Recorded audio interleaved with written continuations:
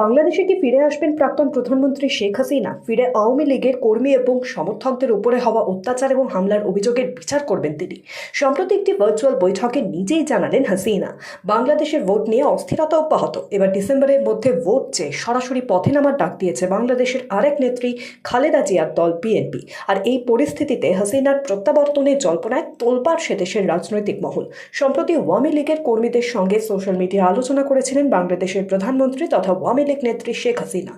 1 ঘন্টারও বেশি সময় ধরে চলা ওই আলোচনা পর্বে দলীয় কর্মী সমর্থকদের সমস্যার কথা শোনেন আওয়ামী লীগের নেত্রী। কর্মী সমর্থকদের অভিযোগ, তাদের উপর এবং তাদের পরিবারের উপর অত্যাচার চলছে।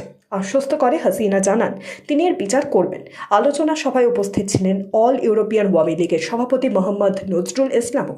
তাদের দাবি বিচার একদিন হবে, আর সেই দিন আর বেশি দূরে নেই। আলোচনায় ইউনূস সরকারকেও তুলনা করেছেন শেখ হাসিনা। বাংলাদেশের বর্তমান পরিস্থিতির সঙ্গে আওয়ামী লীগ সরকারকে তুলনা টানেন প্রাক্তন প্রধানমন্ত্রী। তার দাবি, আমরা আমাদের প্রতিপক্ষের সঙ্গে এমন ব্যবহার করিনি, কিন্তু ইউনূস করছে ক্ষমতাকে কুক্ষিগত করার জন্য। হাসিনা বলেন, যারা এই জঘন্য কাজ করছেন তাদের বিচার বাংলাদেশে হতেই হবে, সেটি আমরা করবই। শহীদ পরিবারদের বলবো, আপনারা ধৈর্য ধরুন। Bureau report, sky news Bangla.